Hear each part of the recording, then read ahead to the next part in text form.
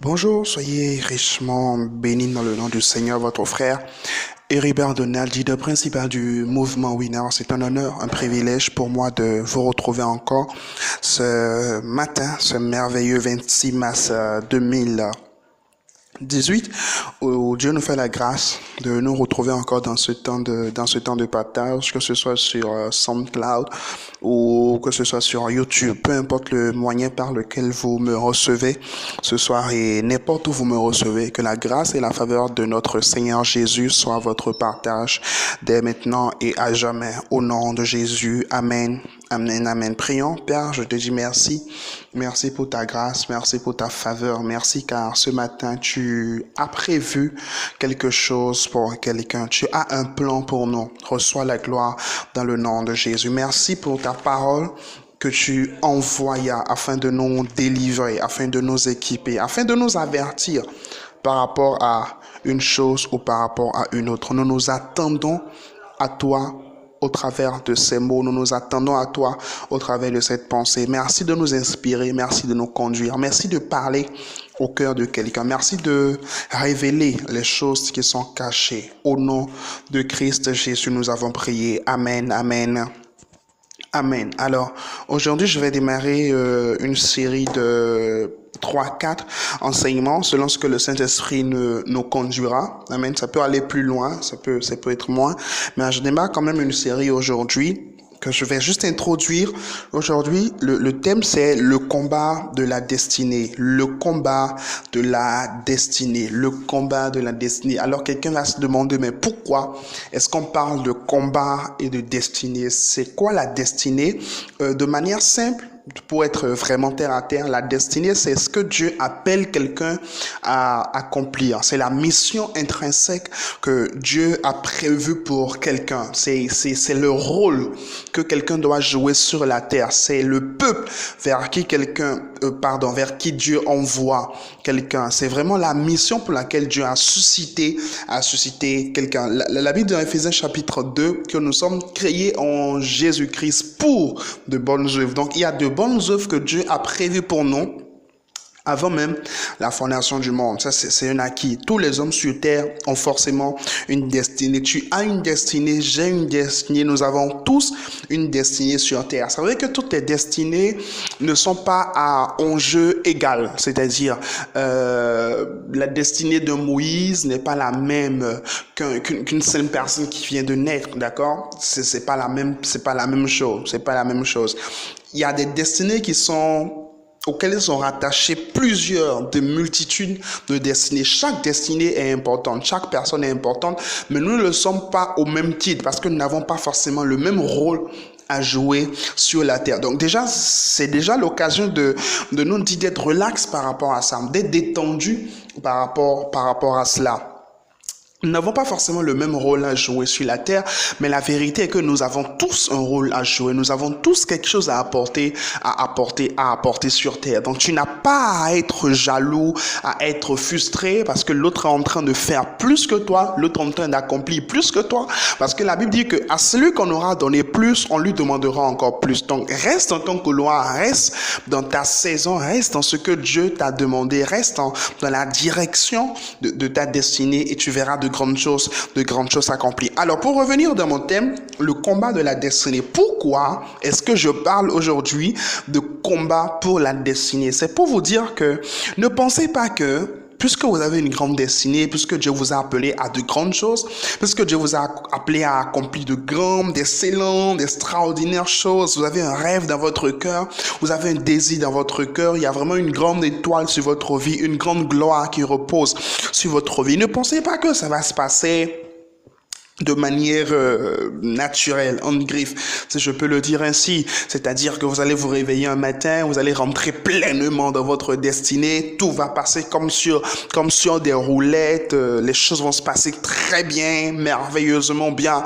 vous n'allez pas avoir des difficultés, vous n'allez pas avoir des problèmes, non, vous allez avoir des combats, par rapport à votre destinée. Il faut mettre cela dans notre esprit et être prêt par rapport à cela. Vous savez, quand on vous attaque d'accord? Quand vous attaque dans le monde de la sorcellerie, que vraiment l'ennemi est à vos trousses, ou encore que vous avez des problèmes, vous avez des persécutions, ça ne devait pas vous étonner. Ça ne devait pas vous étonner. Ça ne devait pas vous étonner parce que ça fait partie du lot. Ça fait partie du package, en fait, de la vie. Ça fait partie du package de la destinée. Il y a forcément des combats, il y a forcément des problèmes, il y a forcément des tensions, il y a forcément des soulèvements, ok? Il y a forcément des soulèvements. Alors, en guise une introduction pour planter un peu le décor par rapport au combat de la destinée, j'aimerais lire un passage de Exode au chapitre 1er, les derniers versets, à partir du verset 17, et puis on va partir au chapitre 2. Verset 17, Exode 1er 17, mais les sages-femmes révéraient Dieu, elles n'obéirent pas au Pharaon, elles laissèrent la vie sauve aux garçons. Alors le Pharaon les convoqua et leur demanda: pourquoi avez-vous fait cela? Pourquoi avez-vous laissé vivre les garçons? Les sages-femmes répondirent au Pharaon: c'est que les femmes des Hébreux ne sont pas comme les Égyptiennes. Elles sont pleines de vie. Avant que la sage-femme arrive auprès d'elles, elles ont déjà mis leur enfant au monde. Alors, le décor, en fait, il est simple. Pharaon vient, un nouveau Pharaon. La Bible précise dans les premiers versets de Exode au chapitre 1er que ce Pharaon n'avait pas connu Joseph. Il n'avait pas eu une amitié avec Joseph, d'accord? Donc, il n'y avait plus de relation entre eux, ok? Donc, ce Pharaon, en fait, il vient et puis il ordonne à ce qu'on puisse tuer tous les garçons, d'accord? Tous les garçons. Et dans la version de 8 secondes, le verset 16, il dit: si c'est un garçon, tuez-le. Ça, c'est un message profond. C'est vraiment, ça, c'est tout un message. Si c'est un garçon, tuez-le. Si c'est un homme, tuez-le. Bon, je veux pas rentrer là. Amen. Merci, Saint-Esprit. Mais en fait, Là, c'était dans une saison où Dieu devait susciter un libérateur. C'était dans une saison où Dieu devait susciter Moïse pour faire sortir les enfants d'Israël d'Égypte. Et puis voilà, vous voyez, subitement, comme par hasard, dans la même période, on sort un décret pour tuer les garçons. Pourquoi? Parce que quelqu'un devait naître dans ce temps-là. Quelqu'un devait naître dans ce temps. Alors, on se lève, il y a des combats qui se lèvent, il y a des oppositions qui se lèvent. Non, pourquoi? On veut pas le laisser, en fait, naître. On veut pas le laisser sortir parce qu'on sait qu'il a une destinée. On sait qu'il y a une grâce, en fait, qui repose sur sa vie. On va voir le cas du deuxième grand libérateur de la Bible, Jésus lui-même, dans Matthieu chapitre 2. Matthieu au chapitre 2 à partir du verset 13. La Bible dit: après leur départ, un ange du Seigneur apparut à Joseph dans un rêve et lui dit: lève-toi, prends l'enfant et sa mère et fuis en Égypte. Tu y resteras jusqu'à ce que je te dise de revenir, car Hérode fera rechercher l'enfant pour le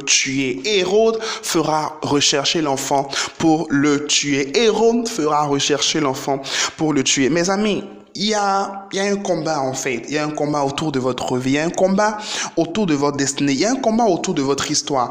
Il y a un combat autour de votre destinée. Il y a un combat par rapport à votre étoile. Il y a un combat par rapport à ce que Dieu vous appelle à accomplir, par rapport à ce que Dieu vous appelle à faire, par rapport à ce que Dieu vous appelle à mettre en place sur terre. Je veux aujourd'hui que vous preniez conscience, en fait, de cela et que vous arrêtez de vous amuser avec votre vie. C'est pour ça que quand je vois des personnes qui tapissent encore dans le péché, qui tombent, qui se relèvent, qui tombent, qui demeurent dans le péché, qui demeurent dans les choses impures, je me rends compte qu'en fait, t'as pas encore compris, t'as pas encore pris conscience qu'il y a une destinée, en fait, qui est sur toi et qu'il y a un combat que tu dois mener et que tu ne peux pas mener ce combat en étant séparé de Dieu, en étant impur, en fait, envers le Seigneur. Tu n'as pas encore compris qu'il y a plus sérieux que de petits plaisirs, que de petites sorties, tu n'as pas encore compris. Il faut que tu prennes conscience qu'il y a un combat par rapport à ta destinée, qu'il y a une destinée que tu dois manifester. Il y a vraiment une destinée que tu dois manifester. En fait, ce qui dérange l'ennemi, ce n'est pas vous. Ce n'était pas le corps de Jésus qui dérangeait, mais c'était le fait que ce soit Jésus quand même. Ce qui dérange L'ennemi, ce n'est pas vous, mais c'est ce que vous portez en vous. Ça, c'est le premier point que je veux que vous reteniez aujourd'hui par rapport au combat de la destinée. Ce qui dérange l'ennemi, ce n'est pas vous, ce n'est pas votre personne, ce n'est pas votre belle tête. D'ailleurs, vous n'en avez pas forcément de très belles. Amen. Bon, allez, je rigole. C'est pas forcément vos beaux yeux, d'accord? Ce n'est pas forcément votre allure physique, votre capacité à parler. Non, non, non, non, c'est pas ça. Ce qui le dérange, c'est ce que vous transportez, en fait. C'est cette gloire que vous transportez, c'est cette destinée que vous transportez. Deuxièmement, à chaque destinée est attachée des destinées. À chaque destinée accomplie, c'est-à-dire lorsque vous travaillez, lorsque vous vous battez, lorsque vous arrivez à accomplir une destinée, c'est plusieurs autres destinées qui sont ainsi accomplies. Qu'est-ce que j'aimerais dire par là? Certaines personnes ne rentreront dans l'appel de leur vie que lorsque vous aurez obéi, ok? Certaines personnes, Israël ne pouvait pas être sauvé tant que Moïse n'était pas né et que Moïse ne rentrait pas dans son ministère. Nous ne pouvions pas être sauvés tant que Jésus ne venait pas sur terre, que Jésus ne s'offrait pas à la croix pour nous. D'ailleurs, le week-end prochain, c'est celui de la Pâque. À chaque destinée est attachée des destinées. Et vous savez, troisième point, si vous voulez, Dieu ne bénit pas simplement juste pour le plaisir de nous bénir. Il nous bénit pour faire de nous une source de bénédiction.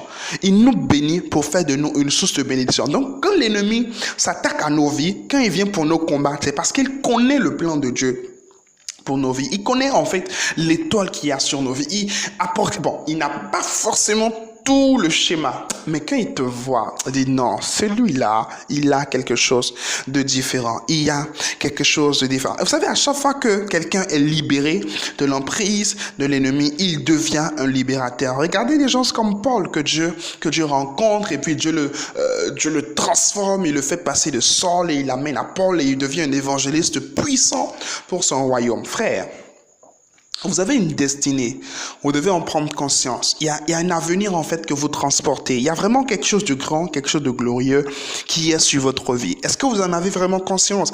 Est-ce que vous savez que vous allez devoir combattre, vous allez devoir vous battre, vous allez devoir travailler, vous allez devoir, j'ai envie de dire, ramasser de la sueur sur votre front. Vous allez devoir payer un prix pour manifester cette destinée. Il y a un combat par rapport à votre destinée. Il y a vraiment une lutte à mener par rapport à votre destinée. Mon but aujourd'hui, c'est de vous amener à prendre conscience de ce fait. Mon but aujourd'hui, c'est de vous amener à prendre conscience de cela, à prendre conscience qu'il y a vraiment un combat par rapport à votre destinée. Il y a un combat que vous devez mener par rapport à votre destinée. Prenez conscience de cela aujourd'hui et commencez à vous prendre au sérieux. Commencez à prendre votre vie au sérieux. Vous n'êtes pas n'importe qui. Vous n'êtes pas venu sur la terre n'importe comment ou pour faire n'importe quoi. Vous n'êtes pas venu sur la terre pour errer. Non. Vous avez une destinée et pour cela, vous devez être focus. Vous devez vous focaliser sur cela et payer le prix en fonction de l'endroit où vous avez. Vous savez, la vie, parfois, c'est comme quelqu'un qui va en cuisine. D'accord? Ou quelqu'un qui va au marché, pardon. Vous allez au marché. En fait, ce que chacun fait au marché dépend du repas qu'il veut faire. Ok, quelqu'un qui veut faire une salade n'a pas forcément le même marché, ne fera pas le marché de la même sorte que quelqu'un qui veut faire une sauce tomate. D'accord? Qu'est-ce qui fait la différence? C'est le repas final qu'il veut faire. Pourquoi est-ce que tu prends par exemple du poisson frais au lieu du poisson en sardine? Tu peux pas vouloir faire une sauce et mettre de la sardine dedans. D'accord? Mais tu peux vouloir faire par exemple de l'avocat et acheter de la sardine. Qu'est-ce que j'aimerais vous dire en disant cela? C'est que votre vie, votre histoire, vos quotidiens, vos journées, votre marche avec le Seigneur, votre travail, la manière de vous comporter, la manière d'agir, la manière de diriger votre vie, de conduire votre vie, de mener votre vie doit dépendre d'une destination finale. Et vous devez être conscient ou consciente du fait qu'il y a quelqu'un qui vous cherche, il y a quelqu'un qui ne veut pas que vous puissiez manifester cette destinée. Il y a quelqu'un pour qui vous êtes un danger, vous êtes un potentiel danger et il fera tout pour vous arrêter. Mais je vois toutes ces tentatives échouer lamentablement pour votre vie et pour votre histoire au nom de Jésus. Père, je prie pour toutes les personnes qui m'écoutent en ce moment. Pour ce frère, pour cette sœur qui entend le son de ma voix au travers de cet audio, au travers de cette vidéo, je prie, mon Dieu, mon roi, afin que tu le rendes pleinement conscient de la destinée que tu as mise sur sa vie. Je prie que tu nous rendes conscients de la destinée qu'il y a sur nos vies. Et pour une personne qui se demandait, mais Seigneur, à quoi est-ce que tu m'appelles? Comment est-ce que je dois faire? Où est-ce que je dois aller? Je prie, mon Dieu, mon roi, que tu ouvres son entendement, que tu ouvres les yeux de son cœur, que tu illumines les yeux de son cœur, afin qu'il ou elle puisse comprendre véritablement ce que tu attends de lui, la destinée que tu as mise sur lui, l'histoire que tu veux écrire avec lui, dans le nom de Jésus. Que cette semaine soit une semaine de révélation personnelle par rapport à votre destinée, soit une semaine de révélation personnelle par rapport à votre histoire, dans le nom de Jésus. Amen, amen, amen. Si vous avez été béni par cet audio, vous savez quoi faire. Partagez à vos proches, partagez à votre répertoire. Plus 229 67 25 89 87, plus 229 67 25 89 87, c'est mon numéro, c'est mon contact personnel. N'hésitez pas à m'écrire pour des questions, des demandes de prière, des témoignages, des suggestions. Allez, que Dieu vous bénisse richement et très bonne semaine dans sa présence.